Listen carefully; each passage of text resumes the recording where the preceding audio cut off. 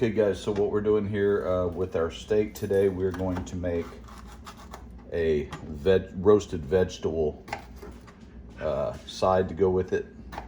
Tonight what I've chosen to do is, guys, is I've got some red potatoes, purple potatoes they're called. I've got some beautiful creamy whites, onions, whole cloves of garlic in there. What I did is I hit that with a little extra virgin olive oil, coarse ground pepper, of course kosher salt, a little Lowry seasoning, and then one of my new favorite beef rubs. It's great on brisket too, by the way, but I'm using it today on this, is the Fire and Smoke brand Thundering Longhorn beef rub. So what we're gonna do here, guys, we're gonna take the seeds and stems out of the jalapenos here because, well, we don't really like it that hot. And by the way, guys, the reason why we're doing all this indoors today, it's like, Dawn, what is it, a bazillion degrees outside today? What is it, 106, 107 today? Yes. So yeah, it's a little hot out there, and I've got a show. My band is playing tomorrow night. We're playing an outdoor show, and we go on at 7 o'clock, and I think we play till 7:45. And of course, the stage has to be facing west, so we're going to be. It's supposed to be what I think 105, 106 tomorrow. So we're conserving our time out in the heat until we absolutely have to have it. Texas is pretty brutal, you know, this time of year, but we'd have it no other way. Okay, so what we're gonna do, guys, we're gonna cut these up a little bit more, maybe about, you know, yay big. And we're gonna taste that. Look at here. Not that hot. Yeah, there's the heat. There's the heat, guys. There's the heat. Woo, dog, it's a little bit more hot. All right, here's what we're gonna do. Hit this with a little bit more Lowry's. We don't over season it, guys, because what we're trying to do here, if we do this right, the aromatics of those onions and the garlic, now that's gonna permeate really nicely into our peppers. And what that is going to do is that is going to create a very nice accoutrement for our beautiful ribeye steaks. Okay, so those are done. We're gonna take this and we're gonna slide this in a 400-degree oven. I'm gonna set our timer for 30 minutes, and then we're going to stir those around, and we'll be back after this, guys.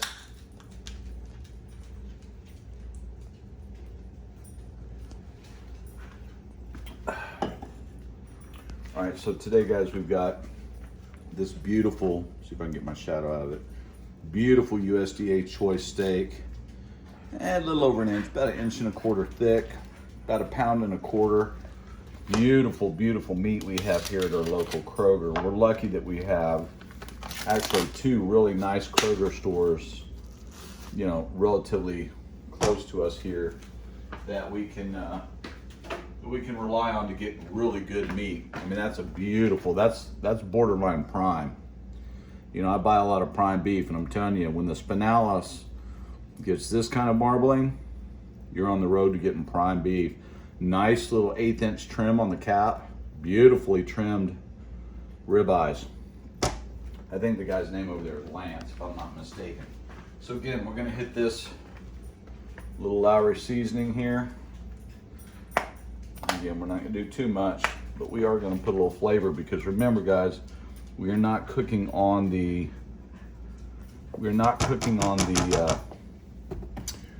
over wood or charcoal tonight. We are actually doing this indoors because it's, like I said, I think right now it's 8 o'clock at night and it's still over 100 degrees outside. So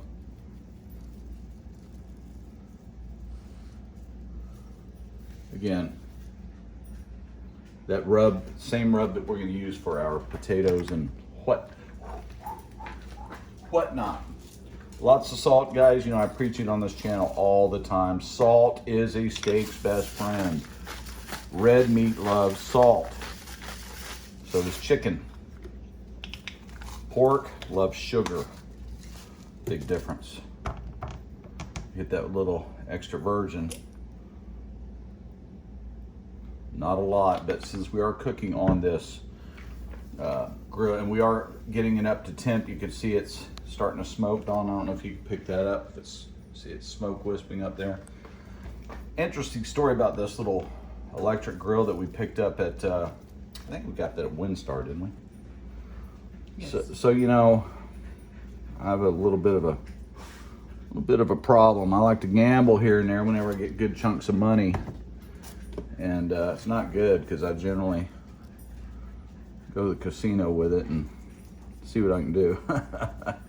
We live near 4 or 5 casinos here, not too far away, so not all that great to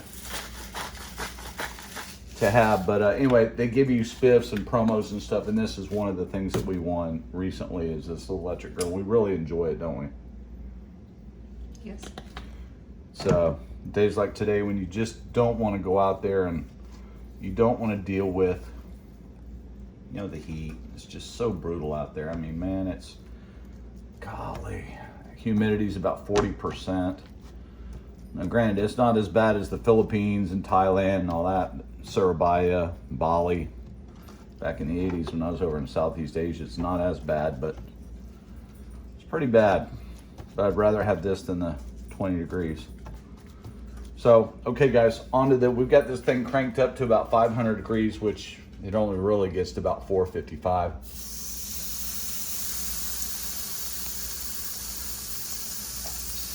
Sell the sizzle, not the steak.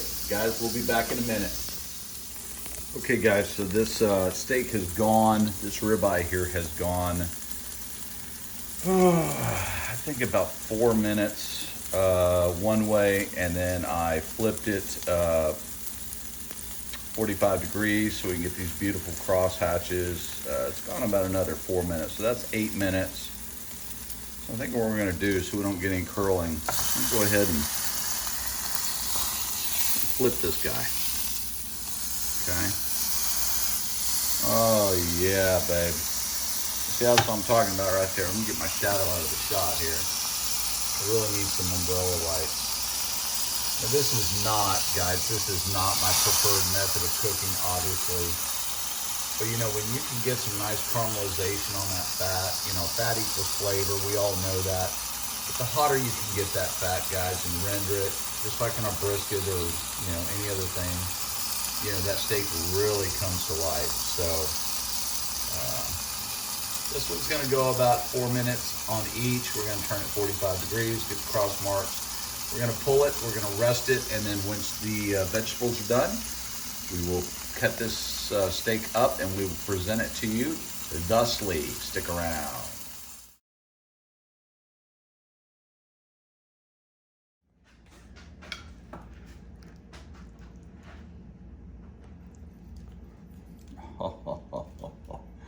Guys.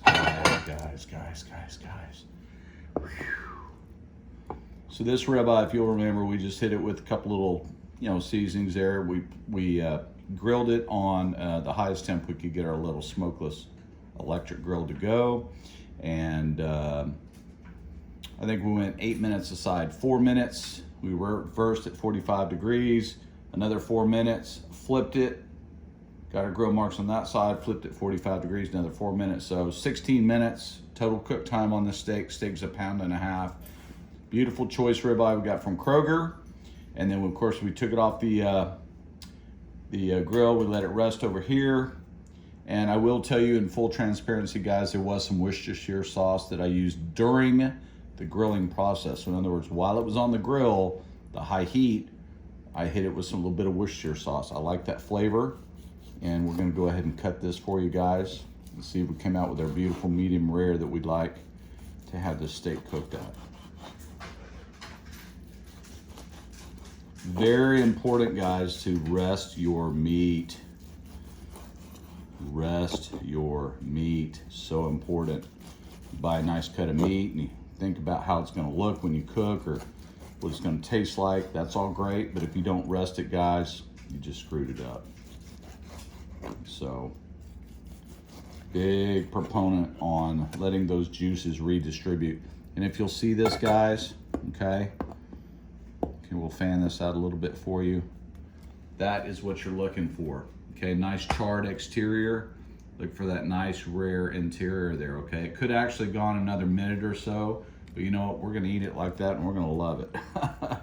I actually like mine medium rare. This is more a little bit rare than the medium rare, but Don, if it's okay with you, it's okay with me. All right.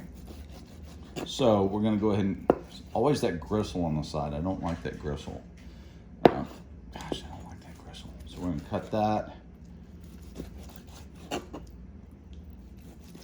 But I really do like the way, I can tell that's gonna be a tender steak, guys, just by the way it's behaving on the cutting board. Now, come over here to the spinalis. We saved this for the dogs because the dogs did help us cook this. And then we come across this and we go this way, guys. Open up, camera operator. What say ye? Very good. Okay.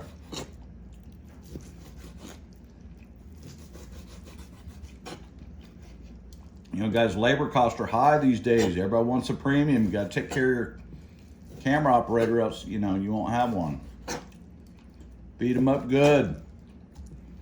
Okay, now, what we're going to do is we're going to come over here. All of our juices, we're going to just come over the top.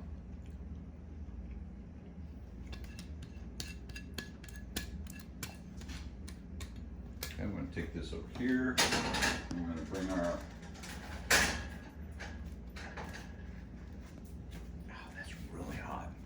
And this was our peppers, guys, that we cooked. Peppers, potatoes, onions, garlic, all of the above. Go ahead and plate this for you. Kind of show you the way we like to do it around here at our house. And of course, Don, if you don't want the jalapenos, you don't have to eat them. You can throw them on my plate. I like to go half and half on my plate, guys. These are 12-inch plates, very large, generous sized plates. So I like to go half and half for presentation purposes.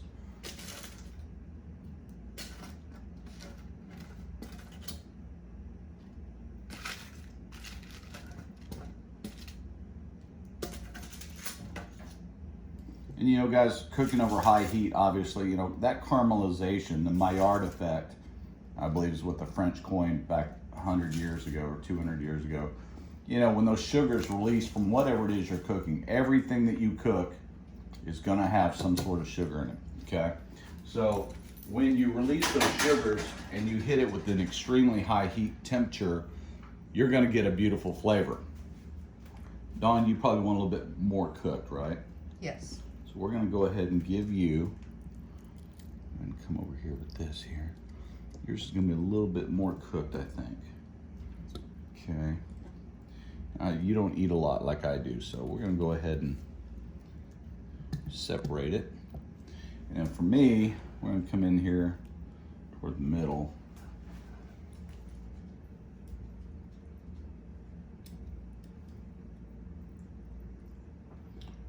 Okay, so guys, here are our Angus ribeyes, USDA Choice Angus ribeyes, our potato, onion, garlic, jalapeno medley with jalapenos. I'm sorry, the olive oil, salt and pepper, and our little rub. But guys, this is what we give to you from our home to yours. Guys, if you like what you see here, please hit like and subscribe. I cannot believe I've been cooking for you guys for over a year now and I only have like 200 subscribers. You know, if it keeps at this rate, I'm just gonna quit doing this because it's not worth my time. You know, we need to get to 1,000. So everybody out there, you know, hit up all your groups, tell them about us, you know, give us a sympathy like, give us a sympathy sub, we'll take it. But guys, if we don't get them up, we're gonna quit doing this because I love to cook and I'll continue to cook, but I just won't share it with you. I mean, it doesn't take anything to hit that subscribe button, you know? The content's there, it's gonna continue to be there, but if you don't hit subscribe and like, we're gonna quit doing this for you guys and just enjoy it ourselves. So anyway, enough of the harsh mellow. We love you guys. Hope you're having a great week and we'll talk to you soon. Barbecue Rockstar out.